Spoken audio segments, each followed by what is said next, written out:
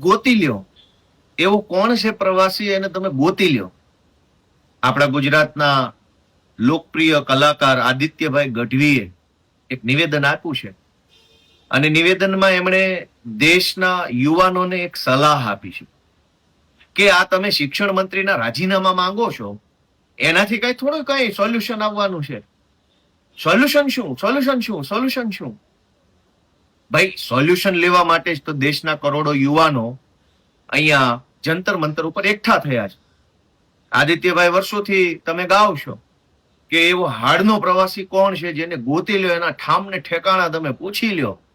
તો આ રહ્યા દેશના યુવાનો, એ ખલાસી બનીને આવ્યા છે. શું કામ? દેશની શિક્ષણ વ્યવસ્થાની હોડી નાવડી ડૂબવાની તૈયારીમાં છે. આમ તો દેશની લોકશાહી આખી ડૂબવાની તૈયારીમાં છે.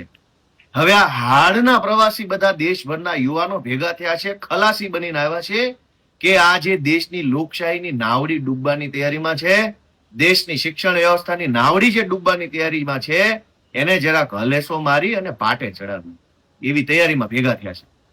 દોસ્તો, આદિત્યભાઈ એવું કીધું કે આનું સોલ્યુશન શું? શિક્ષણ મંત્રી રાજીનામું આપે એનાથી કઈ નીટની પરીક્ષાના પેપર લીક થવાનું થોડું બંધ થશે? પેપર લીક થવાનું બંધ થાય, બંધ ન થાય, પણ જવાબદારી તો નક્કી થાય. આપણી સોસાયટીની અંદર એક વખત ચોરી થાય, 2 વખત ચોરી થાય, 4 વખત ચોરી થાય, પછી કોઈ તો સોસાયટીના ચોકીદારને પૂછશે ને કે બાપા, કાકા, ભાઈ, તમને ચોકીદાર તરીકેનો પગાર આપીએ છીએ, આ ગેટ ઉપર બેસાડ્યા છે, નાઇટ શિફ્ટમાં તમને જવાબદારી સોંપી છે સોસાયટીની ચોકી કરવાની, તો કેમ ચોરીઓ થાય છે વારંવાર? અને પછી સોસાયટીમાં વારંવાર ચોરી થાય તો સોસાયટી એક ચોકીદાર તો બદલે છે. કમસે કમ ચોકીદાર બદલવાથી ચોરીઓ બંધ થઈ જાય એવું તો સોસાયટી ન માનતી હોય, પણ જવાબદારી તો નક્કી થાય જ કે આ ચોકીદાર છે એ આળસુ છે, કામ નથી કરતો, સૂઈ રહેશે. એમ દેશની પરીક્ષા વ્યવસ્થામાં ચોરી થાય તો ચોકીદાર બદલવાની વાત કરવી પણ ગુનો છે.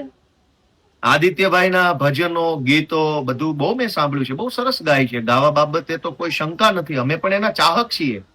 પણ દેશના કરોડો યુવાનો જયારે ખલાસી બનીને આવ્યા હોય ને, અને તમે તો ગાતા હતા કે કાંઠેથી જાતું જા દરિયે, દરિયેથી જાતું જા તળિયે, તો આ દેશના યુવાનો કાંઠેથી દરિયે એટલે કે જંતર મંતર આવ્યા છે. જંતર મંતરના દરિયેથી તળિયે જઈ અને તળિયામાંથી આખી વ્યવસ્થા સુધારવાનો પ્રયત્ન કરી રહ્યા છે. એને સલાહની નહીં, યા તો સહકારની જરૂર છે, યા તો ચૂપ રહી અને સમર્થનની જરૂર છે. એટલે જે આપી શકાય એ આપીએ, પણ માનનીય આદિત્યભાઈને આપણે નમ્ર વિનંતી કરીએ. હું કોઈ ટીકા ટિપ્પણી નથી કરતો, તમે ખૂબ સારું ગાઓ છો, પણ દેશના યુવાનો દેશની વ્યવસ્થા સુધારવા માટે આગળ આવ્યા છે.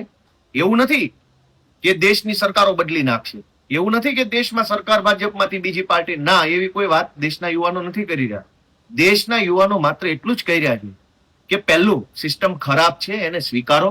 બીજું કે સ્વીકારો તો જેના કારણે ખરાબ છે એ માણસને બદલો. અને ત્રીજું કે પ્રયત્ન કરો કે આવું બીજી વખત ન થાય.